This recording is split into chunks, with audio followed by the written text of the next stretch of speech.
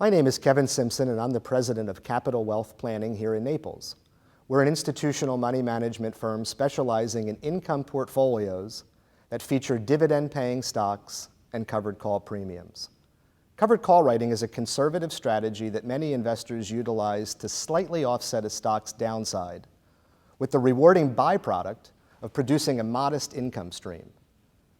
The benefits of implementing a covered call strategy are generating income, lowering your cost basis, and reducing risk.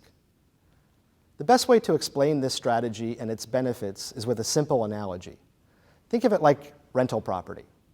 Many people invest in a property with the hope and intention of selling that real estate at a higher price than they paid for it sometime in the future. We invest in stocks with the same objective of selling them in the future at a higher price than we bought them for. Like any investment, real estate prices can fluctuate quite a bit over time, and as we know, stocks don't always go up forever. A major difference between real estate and equity investments is that with a piece of property, we often have the luxury of putting in a tenant and generating a monthly rental income. It's nice to generate passive cash flow on an investment that we hope to sell down the road for a profit. But investors in stocks usually just collect a dividend and leave it at that.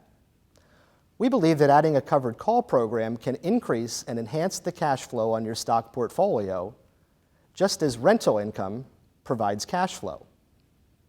By selling covered calls on a monthly basis, you're able to generate an income stream in a rent-like fashion on a stock, whether it goes up, down, or sideways. For example, if we purchase 100 shares of XYZ stock at $100 per share, we are immediately entitled to whatever dividends that stock may pay. By implementing a systematic out-of-the-money covered call program, we engage in a practice that sells someone the right to purchase our stock at a price higher than it is today at some point in the near future. So in our example, we could sell someone the right, but not the obligation, to purchase the shares we paid $100 for the following month at an agreed-upon or strike price of $105 per share. This is a price that we would be willing to sell the stock at, $5 higher than we purchased it for, 30 days out. For that, we would be compensated a premium income for selling the call for, let's say, a hypothetical $1 per share. Option contracts are priced at 100 share round lots, so we would bring in $100 minus any commissions in this example.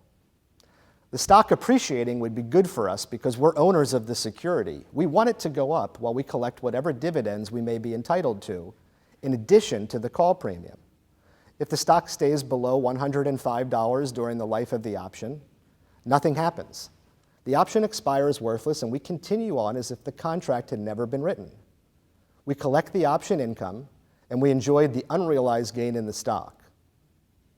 Of course, the stock could also go down, in which case we might not be happy, since we just bought the shares for $100 and now they are worth less.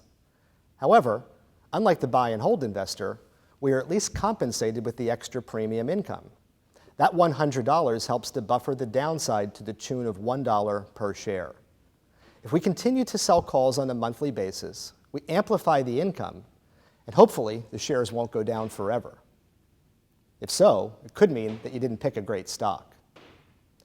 We recommend investing in high-quality companies that pay good dividends. It's our belief that covered call writing can help to supplement the dividend income. So, what's the catch? Using our rental analogy, think of it like rent or a lease with an option to buy. In our scenario, XYZ stock was purchased at $100 per share, and we sold someone the right to buy it from us at $105. There is the potential that the stock could increase to, say, $110 during the life of the contract, in which case we would be obligated to sell the stock for $105. So we would forfeit the difference between the market price of $110 and the $105 sale price, minus the $1 premium.